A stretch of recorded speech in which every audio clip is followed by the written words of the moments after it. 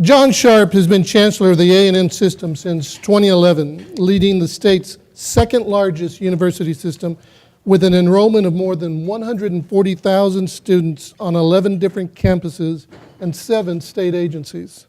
Sharp received a bachelor's degree from its flagship campus in College Station in 1972.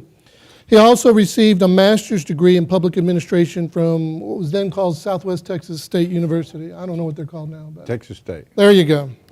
Sharp grew up in Victoria County and was a rising Democratic star as the state slowly evolved into a Republican stronghold. He has served as a state representative, a state senator, railroad commissioner, and state comptroller. And it was in that capacity as state comptroller that Sharp made a national name for himself for improving state government efficiency through an ongoing audit process called the Texas Performance Review. Please welcome Chancellor John Sharp. Chancellor, I have to begin by asking, is it true you've gotten a new nickname in the spirit of Johnny Football? They're calling you Johnny Chancellor. Johnny Chancellor. Somebody made a sign. What I really want to know is, do you have a camera in my bedroom and put on that tie this morning? How did this happen? That's how we prepare, Chancellor. I've had the honor of covering you for at least 15 years, and something that you said while you were comptroller that really resonated with me is that you said the greatest resource in the state of Texas is its people.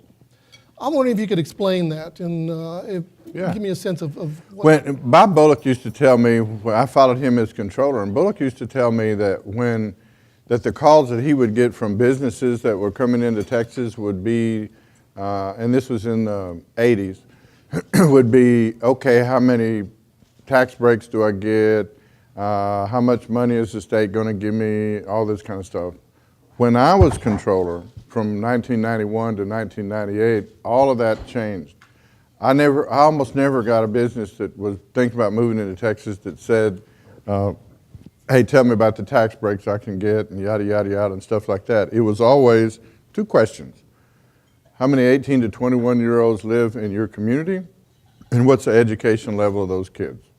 And if you failed in answering those 2 questions, they didn't come. Because the real problem is that in most states, the 18 to 21-year-old population is declining. And the only place in the United States that produces more 18 to 21-year-olds than you is Provo, Utah. And that's a good Mormon family, 8 kids per family. And if you look at Provo, Utah, you'll see what's happening. I mean, there is lots of businesses, lots of folks that require human capital, lots of talent moving there. And that's the opportunity we have. That's the opportunity Texas has, because if you ignore places like South Texas, like the Rio Grande Valley, parts of Houston, the border, El Paso, and stuff like that. We wrote a little report outlining this called Bordering the Future a long time ago. And it is, if Texas ignores that, then Texas gets to join Mississippi in every bad category that exists anywhere. Because if you're the state that has the largest group of 18 to 21-year-olds and they're uneducated and poor, you are doomed. But if you are the state that has the largest number of 18 to 21-year-olds and they are the best educated, you're going to kill everybody. It's going to make oil and cattle and all of that look like a small change deal in comparison. This is the stuff that will create the third economic boom in Texas. First being cattle, second being cotton, third being oil. This is the fourth boom, education and young men and women. Government doesn't have anything to do with the number of 18, 21-year-olds produced. We do that in Texas very well, thank you. But we have to be about educating those kids. If we do it right, everybody in Texas prospers. If you're the richest person in Texas, your grandkids are going to stay that way depending on how well you educate kids right here. That's the bottom line. And are we on track toward fulfilling that destiny? We can do a lot better than we're doing now. I mean, that's why we're doing some of the initiatives that we're doing here and then the University of Texas is doing and several others and stuff like that.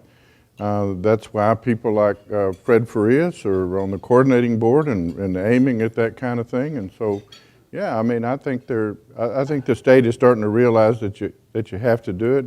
Are the resources there to do all of it? No, not yet, but we're working on it. So you spent a career developing public policy. How has this demographic changed over the course of your career? Well, the demographics of Texas have changed over the course of my career. It's become too damn Republican, but or I'd have been governor of Texas. but just kidding, of course. All my bosses are Republican. But the demographics have changed for the better in the sense that we need to pay attention to what I just said and forget about where they are, whether they're in your hometown or whatever.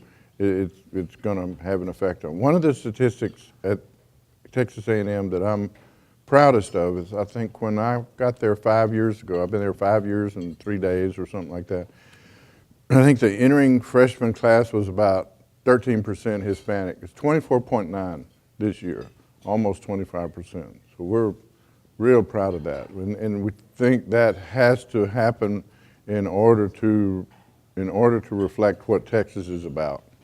What about the demographics of the Rio Grande Valley? What have you observed about that over the course of your career? I mean, is there a place on the planet that's growing faster than here? I don't know where it is. I mean, those little spindle tops that I'm talking about, you know, if you want to talk about the economic engine, spindle top, you know, that old oil well used to be the big one, but the spindle tops are now sitting in your first grade classes right now. And so, you know, you've got one hospital here, doctor's hospital, that gives birth to an elementary school every month, 900 babies. Think about it. That is the fuel that is going to produce. I mean, I know we're not supposed to look at our wonderful little children as economic tools, but that's exactly what they are. Those are the kids that are going to make or break Texas. You don't educate them, you're screwed. You educate them, you're going to produce a boom in Texas that nobody can match, ever, because they don't have that one thing the business is looking for, and that is 18 to 24-year-old young men and women. Describe your own personal relationship with the Rio Grande Valley. Oh, you kidding? I loved about it. When I used to campaign, as Renee Ramirez would be able to tell you, and I'd get in a bad mood or something, they'd send me here for 3 or 4 days. You know, and drink beer. But no, I love the Rio Grande Valley. I'm from Victoria. The people here, there's so many people out here that are such good friends. I wish Wayne was here watching all of this stuff happening. But this is a special part of planet Earth right here. There's none better. Now, you've been Chancellor about 5 years now. Can you tell a little bit about transition from political life to the life of academia? Yeah, the politics in academia are much harder than the regular politics. yeah, that stuff in politics, you know, running for lieutenant governor, all that, nothing compared to dealing with a bunch of deans. How did elective office prepare you for your role as chancellor? No, I didn't. It didn't come close. What it did do is allow me, I think, to be able to know where the prizes are. I mean, I know how to go to the legislature and how to talk to Mike and Chewy and folks like that about explaining what our institutions need and our state agencies need and things like that. And so it did prepare me to be able to go get the resources for these folks from the federal government, from the state government, and from private individuals as well. And that's the key. The key to higher education is you got to have people like what Bob Vacker has done here for RGV. I mean, state funding, federal funding and stuff is good, but it will never complete the circle. You've got to have individuals giving back with private philanthropy, and that's what makes higher education special. Tell me a little bit about the advent of the medical education here in the Valley and what significance it holds for our future. Well, I think it's going to be great for the Rio Grande Valley. I think it's going to, I think it's going to be great for the University of Texas, but I think it's also going to be great for the Rio Grande Valley because you're going to have medical research and all kinds of things like that are going to be available to people here before they're available to anybody else. One of the things that we thought was an incomplete circle for all of South Texas in particular was clinical trials. I mean, Hispanics make up about 17% of the population of the United States of America, but they make up 1% of clinical trials. Now, what that means if you're Hispanic is there isn't anybody out there figuring out in clinical trials how to take care of your diabetes, which is, we're now finding out that the genome of somebody from Czechoslovakia heritage is different from the genome of somebody from Spain and different from Mexico and different from Africa. And so all of those kinds of things, I mean, you have to do clinical trials, we think, specifically aimed at that. And we could not find one. So we partnered with a company called Quintiles and partnered with a hospital in Corpus. And that's going to be, we believe that's going to be the largest Hispanic clinical trial. We call it the Global Institute for Hispanic Health. And we believe it will be the largest clinical trials devoted purely to Hispanics that exist anywhere in the country. What goals did you set for yourself as Chancellor, and have you made strides toward completing some of those goals? Yeah, I mean, we're a land-grant institution, and so we don't want to be like Harvard. We don't want to be like those folks. We don't want to be, I mean, the way you get to great ratings at U.S. News and World Report is you reject 3/4 of the kids that apply, and you make sure that you spend a ton of money on them, whether it's efficient or not. And what Texas A&M is to the state of Texas is we are the land-grant institution. What a land-grant institution is, to describe it in its best sense, what land-grant institutions are is we take ordinary kids and make extraordinary human beings out of them. That's what we do. We don't try to get the elite. I mean, great, they can come and stuff like that, but that's what we do, and it's public service. We're not just a university. We've got 7 state agencies along with that too. We have the Texas A&M Forest Service. When you see folks putting out all of those fires all over the state of Texas, that's a bunch of Aggies putting out those fires. When you see, we have offices in 254 counties, and the extension agents, some of whom are here, extension agents and all of those folks and doing it. And so if I can talk a little bit about Healthy Texas, and because it kind of led from that, but one of the things that we have is we got 254 offices around the state. And what these folks do is they take the research from AgriLife Research that says, how do you grow better sugar cane? How do you grow better cotton? How do you grow better citrus? How do you keep citrus trees from dying from citrus greening? All this kind of stuff. And then those people take it directly to the farmers and ranchers and producers. Instead of going through Monsanto, the farmers get it directly from the A&M system.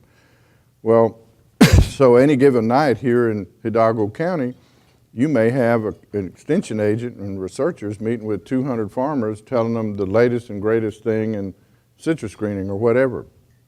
We looked at that and said, why can't we do the same thing? Why can't we use that same mechanism, spend a heck of a lot less money than others would, and use it for human beings? Why can't we have that meeting where 200 farmers are meeting there, learning how to grow better cattle, and right down the street there's 200 pregnant moms meeting, learning how to grow better children, how to make sure they're healthy, make sure that they eat the right food for diabetes and stuff like that. And so we created something with the help of Bobby and members of the legislature called Healthy Texas. The first part of this is Healthy South Texas. It's 27 counties from Brownsville up to Victoria. And basically, It is designed to take the research in our medical school, nursing school, through the system, Texas Medical Center, and transfer that directly to these families, most of which do not have primary care doctors. They get it from emergency room, and so they don't have somebody to say, here's what, you probably ought not eat if you don't want to have diabetes for these kids. Here's what you do for prenatal care and stuff like that. So we've had some things here, as Bobby knows, in the Valley where we had one event where 7,000 moms showed up at the deal and spent all day learning about these things. We actually think that we can bend the Medicaid curve, slow it down by using that. And so what we hope to do in the next session of the legislature is take that statewide to the 254 counties. We've been contacted by all kinds of federal agencies saying, hey, we want to put our stuff in there. The CPRIT folks contacted us a week ago saying, hey, we want to put cancer prevention knowledge into that as you're meeting with those folks and stuff like that. And so what will happen is you'll have these people meeting on agriculture. Here's how you grow better cattle, crops, whatever. Same night, 200 yards away, 500 moms, how you grow better kids, healthier kids and stuff like that. How do you prevent diabetes? How do you do that kind of stuff? Now, my understanding is the legislature funded Healthy South Texas as a pilot program. Are you declaring it successful as we go into the next legislative session? Oh, yeah. But, I mean, even if it wasn't, I'd declare it successful. Right, Bobby? But it has been a success because of a lot of people in the Valley and a whole bunch of different organizations in the Valley that helped us with this. I mean, it from the government agencies to church organizations all over the Valley have been helpful in it and stuff like that. But it has been a success, and we know enough about it. It costs $10 million, I think, to do this. We think we can do the rest of the state for the same amount of money, for 10, because of what we've learned and because we now know that the cost funding is already there. We already have those offices, we already have people there. It's just a transfer of knowledge into the community. May I suggest that newspaper advertising would make you even more successful? Yeah. Yeah, it depends on how this turns out.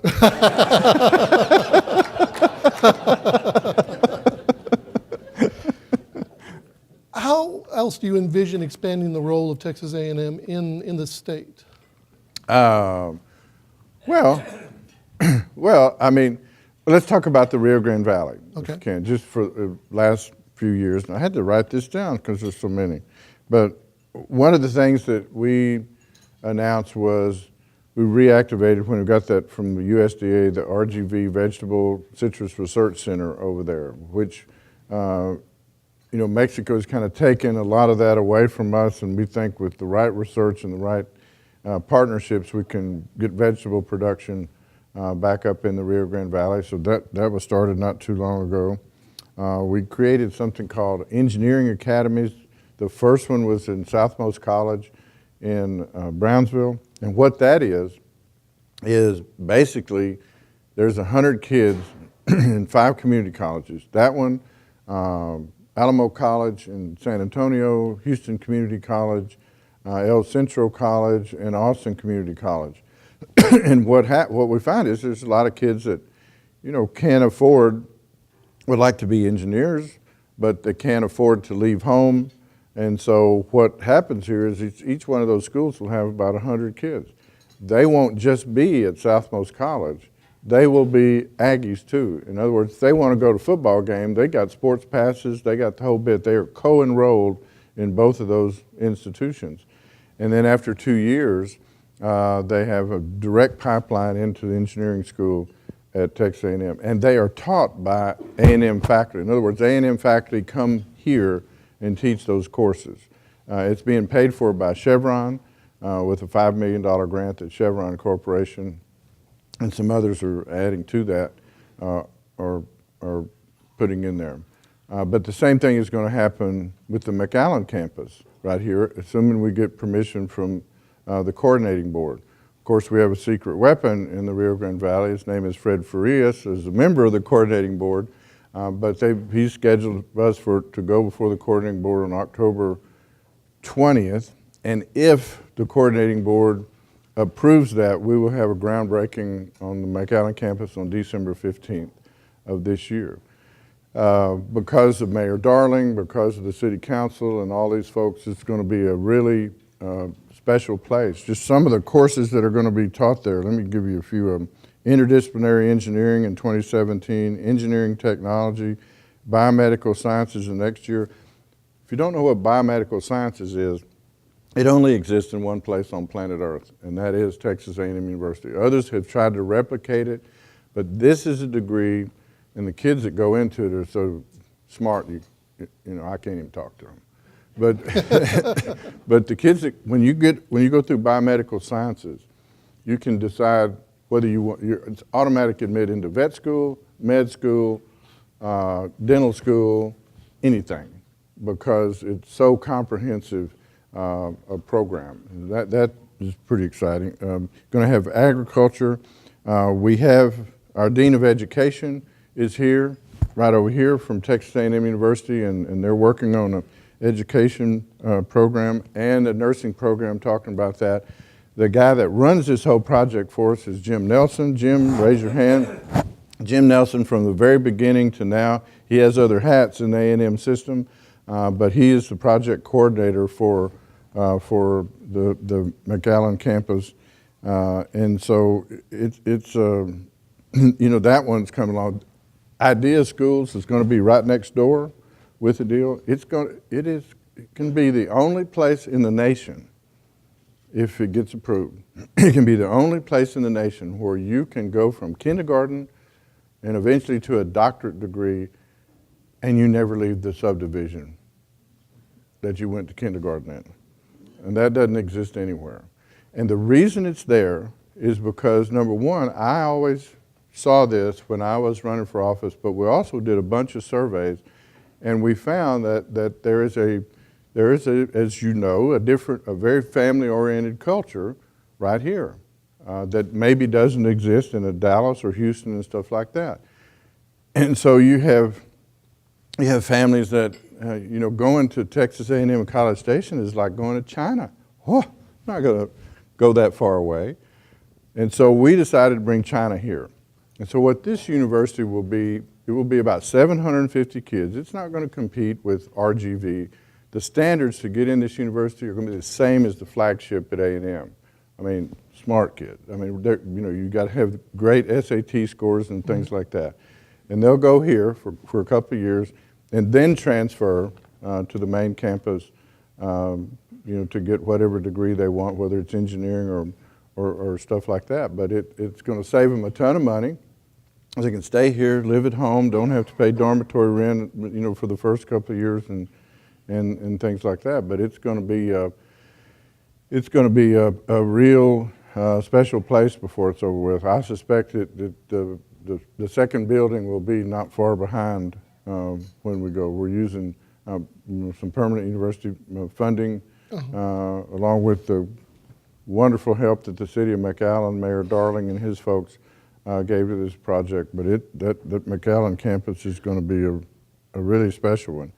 We have some members of the the McAllen Advisory Council that are here. I sure would like them to raise their hands. And all these guys, yeah, they meet. They look like an ominous group. Take their time very regularly to meet with us and to advise us on things to do. So let's see, I talked about interdisciplinary engineering. I talked about the courses that were going to be there and stuff like that. We talked about the Global Institute for Hispanic Health, Healthy South Texas, the Idea School. Those folks are here. Tom Torkelson is here. But it is going to be, those are some of the things that we've done over the last 3 or 4 years in order to make a presence. And then Mayor Darling and I have a little announcement right after this little conference is over with, which he just told me about. Thank you for the warning. So let me ask a little. The legislative session is about to begin the next couple of months. Do you look forward to that as opportunity, or you look with trepidation? I always look forward to a chance to be with my legislators. And you should look forward to it pretty well, too. You've got folks like Mike. I mean, Chewy's not here because he's in the Senate Finance Committee here. And you got the Vice Chairman of the Senate Finance Committee, from here. So, and members of the Higher Education Committee and Appropriations Committee. So it's not going to be as much money as they had before to allocate because of the price of oil primarily. But man, we're in such better shape compared to the other states. University of California, Berkeley, man, they're shutting stuff down. I got people in LSU. Oh my God! I mean, I just hate to hear the stories that these people are telling. We're in such better shape than they.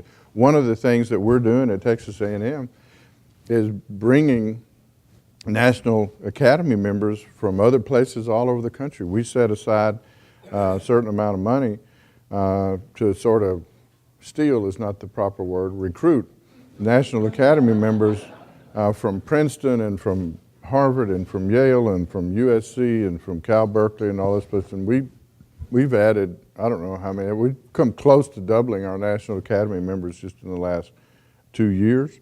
And then Governor Abbott has something called the Governor's University Research Initiative, which he does exactly the same thing, and we're going to help him get that fully funded up to 100 or 200 million that can come back to these universities and help us recruit those folks. And it's a real forward-looking program, and he is Abbott is one of the best friends higher education has from everything that I've seen. I mean, he's really been special. And so I'm looking forward to it. If I may, Chancellor, I want to visit a couple of legislative issues. One, I understand, is looking at UTRGV as kind of a model to open discussions about perhaps a consolidation of Texas A&M Corpus Christi and Texas A&M Kingsville. Do you have any sense of where that's going? Mm-hmm. You know somebody I don't? No, I ain't talking about that. All right. That is one of those things where that would be up to the people, the leadership in Corpus and the leadership in Kingsville. As you know, probably the reason you asked that question is the president of Corpus announced his retirement yesterday, and so that probably has fueled some speculation on that and stuff. Does it make any sense, or is that something that local governance is more apt to deal with? It makes sense if Chewy Hinojosa, Eddie Lucio say it makes sense. It literally has to be up to them. It's the same thing that occurred here. If Chewy or Eddie or Mike or any of your legislative delegation had been against it, it wouldn't have passed. I mean, you've got to have folks coordinated and stuff like that. Another issue, Lieutenant Governor Dan Patrick has said he wants to make a priority revisiting the issue of in-state tuition for undocumented students. What is your feeling about that? Well, it goes back to the first thing that I said here. If kids are here, if the federal government has decided this child is not going back to Mexico, this child is going to be here, then you need to decide, is this child going to be uneducated and poor and therefore a burden on the rest of Texas, or are you going to educate the child? I suggest to you,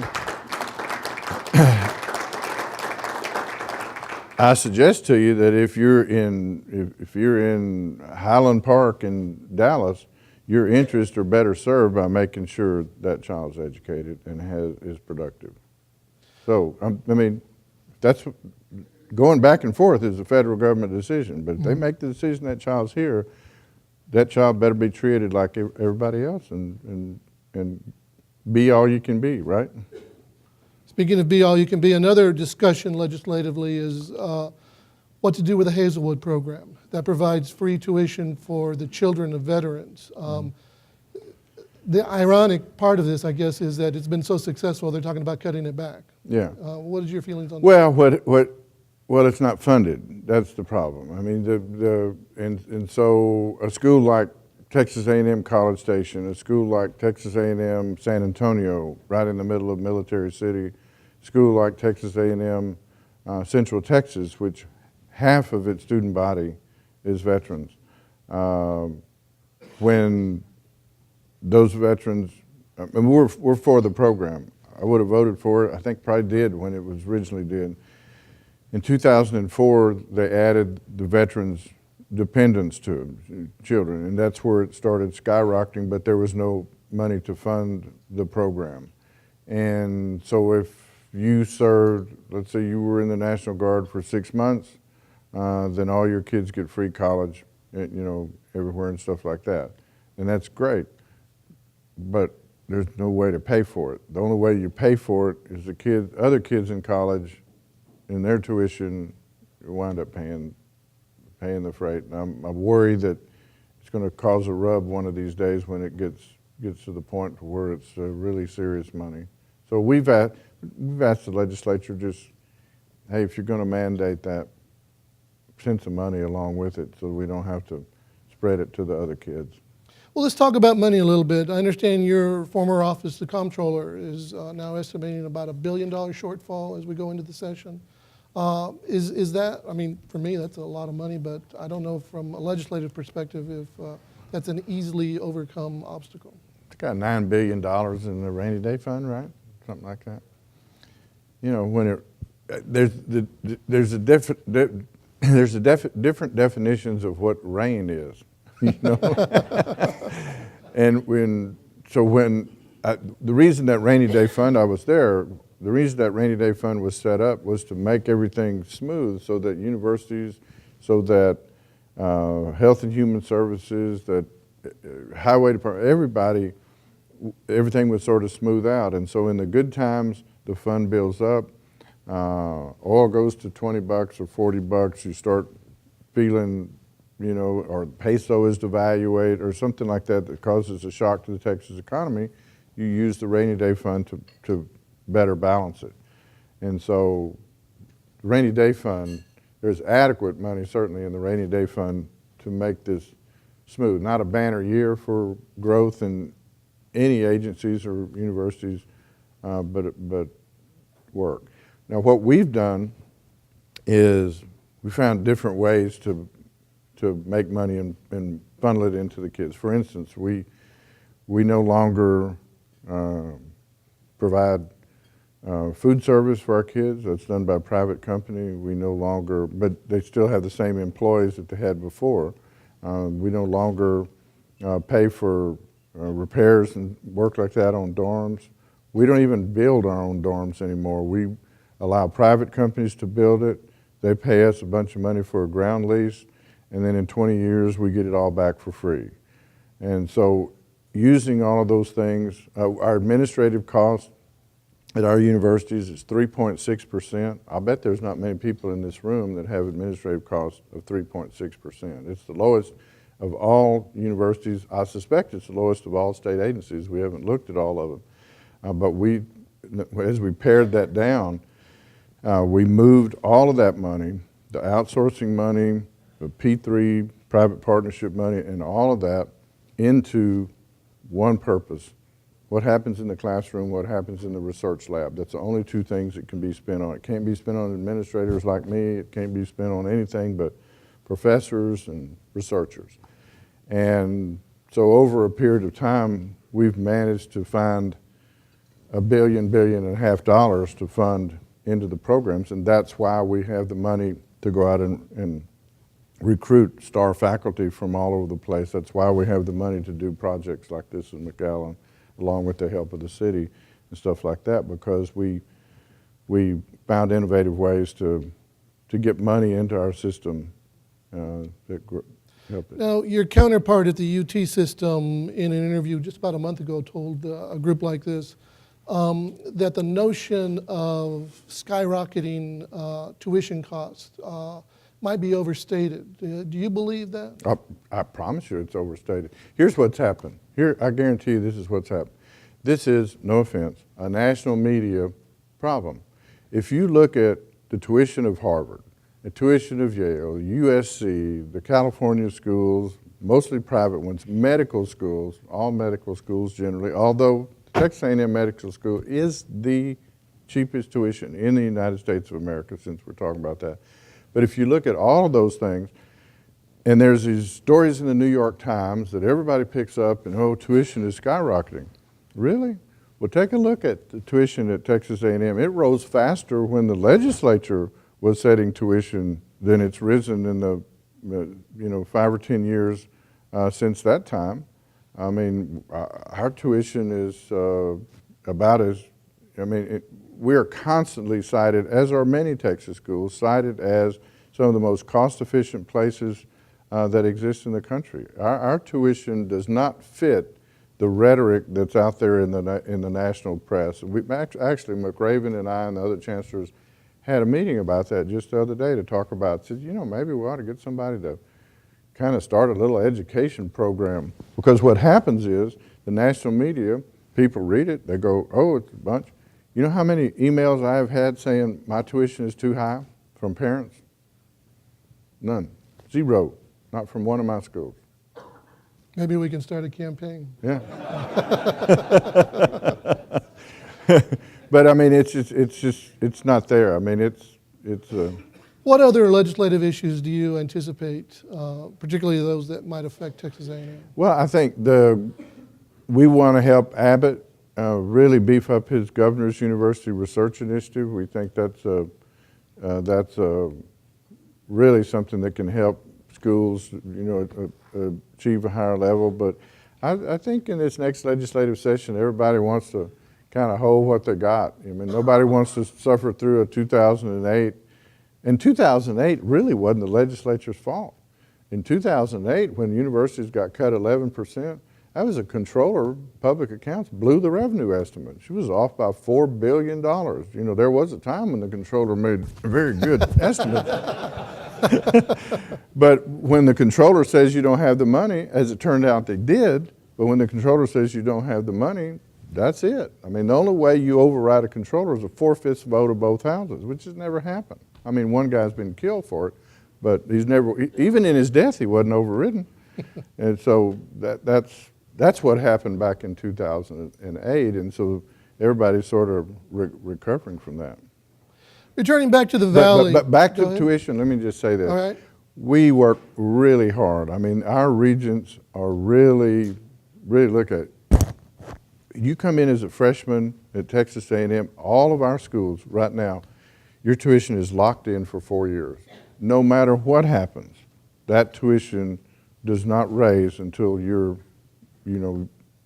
4 years. Now, if you go to school 5th year, you could get if there's a tuition increase, but any tuition increase, for us it was 1%, any tuition increase that occurs in the A&M system only falls on the incoming class.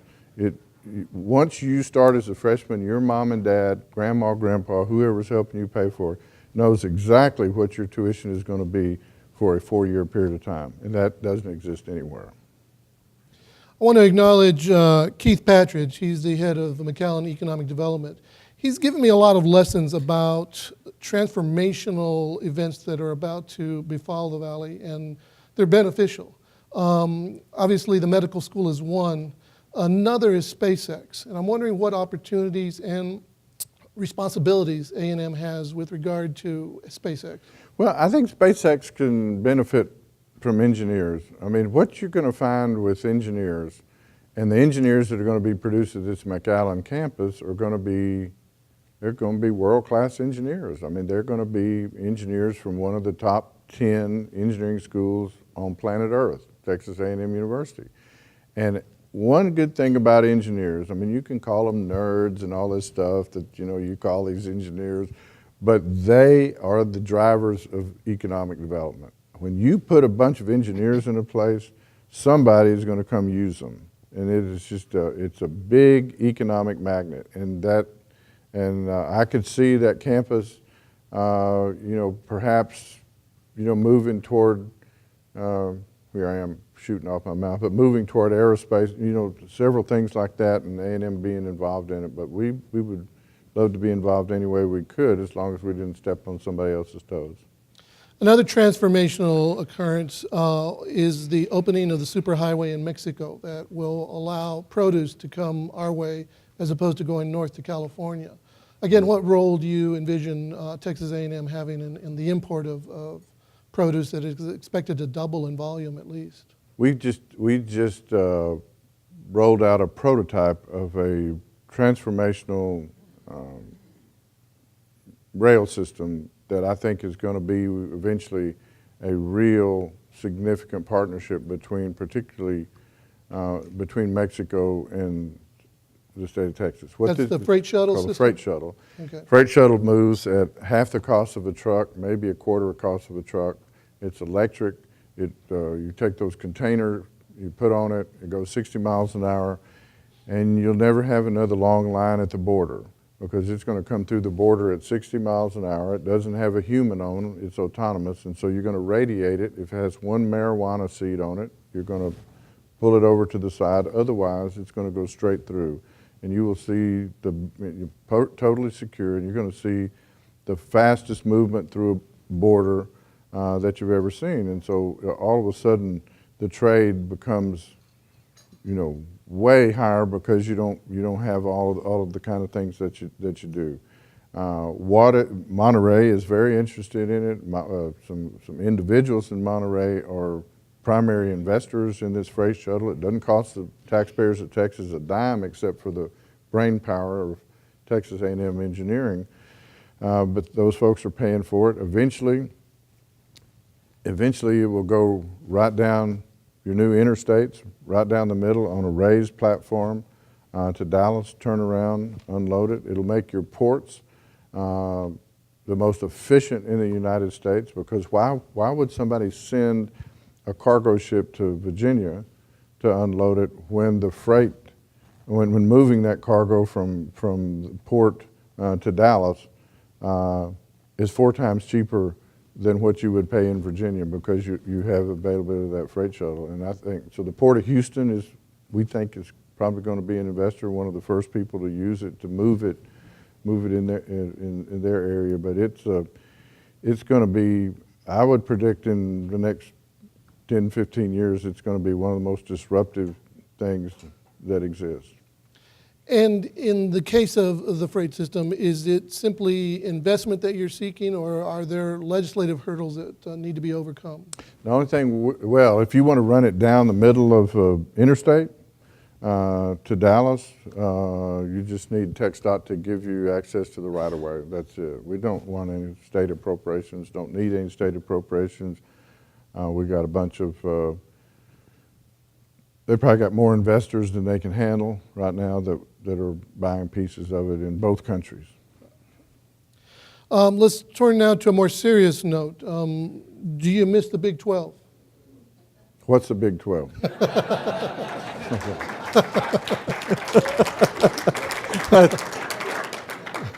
¿Qué dijo? What? Big 12. Oh, football. Yeah. 12th man. There you go. Yeah. No. No, you don't miss it. No. Okay. We do. I mean, we got new friends, and it works out pretty good. I mean, of course, we could care less about revenues, but our revenues are, way higher in the SEC than they are anyplace else. It's a little bit tougher neighborhood, that's for sure, to play football. But no, it's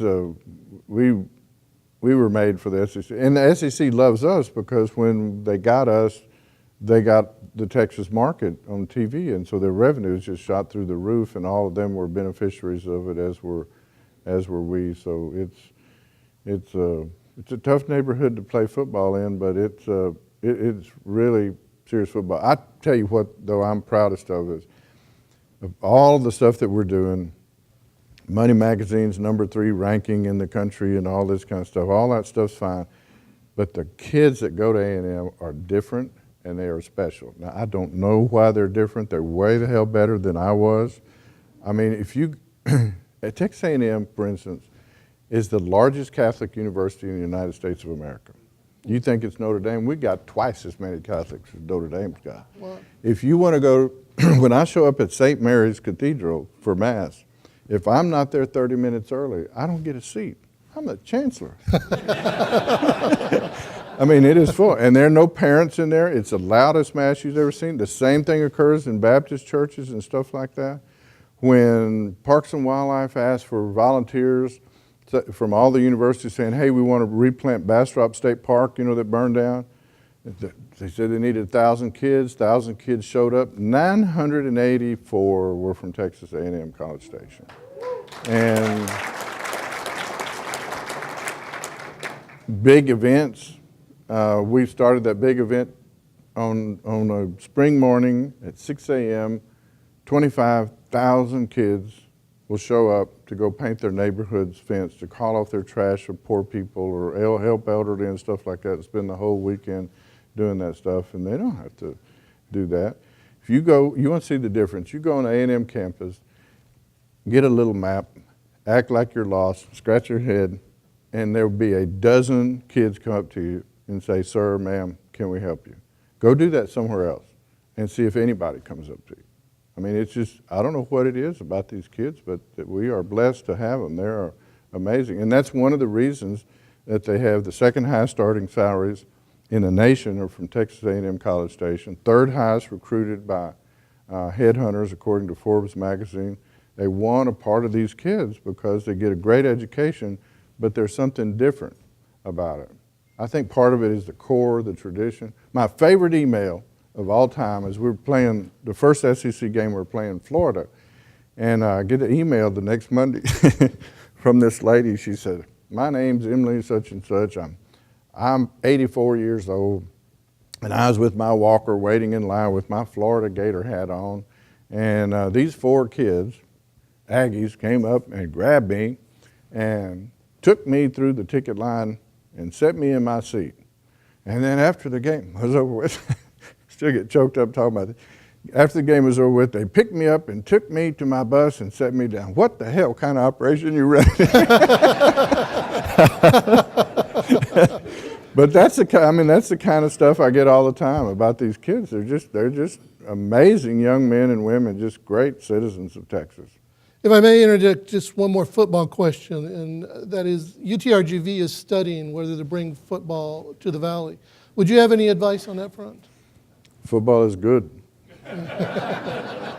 No, it is. I mean, I actually had dinner with McRaven a couple nights ago and told him, said, I mean, you know, football been very, very good to us. Football is like, I liken it to goose hunting, okay? Football is the spread, and the geese come over and they look at it, and then when they pay attention to your football, then they look at everything else. I mean, it helps, you know, your reputation, because what happens, I mean, where else are you going to get on TV that long and have people think about it and hear conversation about it and then go, well, I'm going to check that place out and see what it's about. I mean, when we were building Kyle Field, people, it was a great phenomenon. Someone would give $10 million for Kyle Field, and it's almost like they went, what the hell, and give $10 million to engineering, or $10 million to Kyle Field, $10 million to geosciences. During that year that Kyle Field was built, we've got more money raised for academics in that period of time than any university in the country during that year. And it was people that said, well, what the heck, if I'm going to do this in football, I need to give something to the math department, or I need to give something like this. It's hugely important. Plus, I would think here that it would be great advice because it could help unify those two schools that are a bit apart, you know, and would help bring them together. Y'all settled on a mascot, didn't you? We did finally.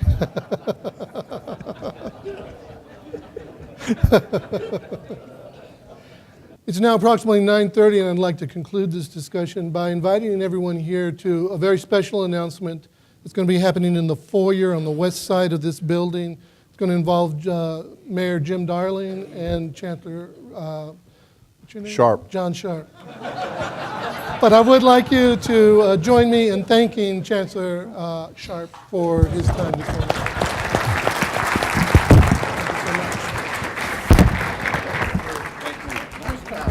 Thank you so much.